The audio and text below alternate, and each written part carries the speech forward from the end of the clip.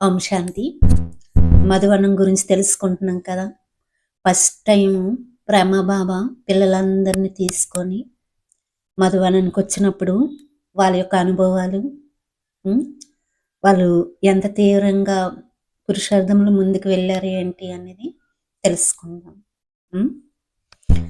చాలాసార్లు బాబా పిల్లలతో ఇలా చెప్పేవారు, 2-3 కలిసి వెళ్ళి వేరు వేరు గుట్టల మీద యోగం చేయండి అని.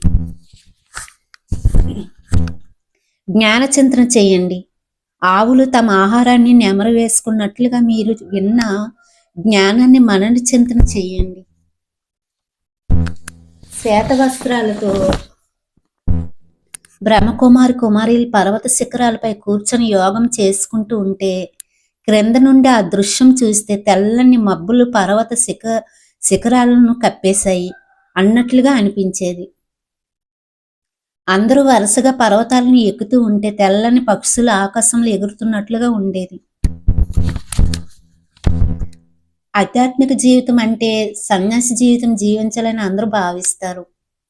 కానీ తమలోని అనవసరమైన చెత్తను మాత్రం పారవేసి కొత్త సంతోషాలను నింపుకున్నామని బాబా పిల్లలకు తెలుసు. నిజానికి వీరు ఒక సదాకాలిక సెలవులలో ఉన్నారని చెప్పవచ్చు. చాలాసార్లు ఉదయం మురళి క్లాస్ అయ్యాక పిల్లలను బాబా పర్వత శిఖరం పైకి తీసుకువెళ్ళేవారు. అప్పుడు బ్రహ్మబాబా ఇలా అనేవారు, మధురమైన పిల్లలు, ఈరోజు మనము పర్వతాలపైకి వెళ్ళి అక్కడ ఏకాంతంలో స్మృతిలో కూర్చుందాము అని. మనం గృహమైన రమణీయమైన జ్ఞానయుక్తమైన కథలను కూడా చెప్పుకుందాము. తర్వాత బాబా స్వయంగా పిల్లలకు టోలీ ఇస్తారు. పిల్లలు, ఇది ఒక కుటుంబ సత్సంగము, అంతేకాక ఒక విశ్వవిద్యాలయం కూడా. ఎంతో కాలం నుండి పరమాత్మకు దూరంగా ఉన్న ఆత్మలమైన మనము ఇప్పుడు భగవంతుడిని కలుసుకున్నాము. కావున ప్రేమసాగరుడని పరమాత్మే స్వయంగా పాలన ఇస్తారు. వారు నిరాకారుడు, వారికి వారి శరీరం లేదు. అందుకే వారు ఈ బ్రహ్మతనువును అప్పుగా తీసుకున్నారు. వారు ఈ చేతులతో యజ్ఞప్రసాదాన్ని ఎంత ప్రేమగా అందరికీ పంచుతారు. దేవతలు కూడా యజ్ఞప్రసాదం కోసం తప్పిస్తారని అందుకే అంటారు కదా. అయితే పిల్లలు, మీరు చాలా అదృష్టవంతులు. స్వయంగా భగవంతుడే మీకు చదువు చెప్తున్నారు.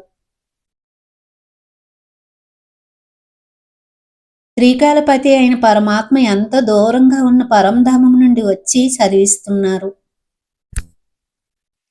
ఎవరిని పొందడానికి సన్యాసులు అడవిలో వెతుకుతున్నారో, ఎవరి కోసమైతే తపస్వీలు గుహలలో గంటల కొలది ఆసనంపై కూర్చొని తపస్సు చేస్తున్నారో, భక్తులు మధుర కాశీ వంటి తీర్థక్షేత్రాలకు వెళ్తున్నారో, క్రీస్తుకు తండ్రి ప్రేరణ స్తోత అయిన ఆ పరమాత్మ దర్శన భాగ్యం ఆ ఒక్క క్షణమైన కలగాలని వాళ్ళ శిరస్సును సైతం ఖండించుకోవడానికి తయారవుతున్నారు. ఏ పరమాత్మ కోసమైతే రాజులు తమ రాజభాగ్యం త్యాగం చేయడానికి కూడా సంకోచించడం లేదో, అటువంటి ప్రియమైన పరమపిత పరమాత్మ మీ వద్దకు వచ్చి పిల్లలైన మిమ్మల్ని చదివిస్తున్నారు అని ఇలా చెప్పేవారు అనమాట బ్రహ్మబాబా అందరికీ. ఈ సన్యాసులు వీళ్ళందరూ కూడా భగవంతుడి కోసం ఎన్నో త్యాగాలు చేశారు కదా, అవునా కాదా? కానీ వాళ్ళు యథార్థంగా భగవంతుని పొందలే, పరమాత్మని. కానీ ఇక్కడ ఏంటంటే స్వయం పరమాత్మయే ఎదురుగా ఉండి ఆయన సన్ముఖంలో ఉండి రోజు కూడా మిమ్మల్ని చదివిస్తున్నారు. రోజు ఆయన సన్ముఖంలో మీరు ఉన్నారు, ఆయన పాలనను మీరు పొందుతున్నారు అని ఈ విధంగా పిల్లల యొక్క భాగ్యం గురించి బ్రహ్మబాబా చెప్పేవారనమాట.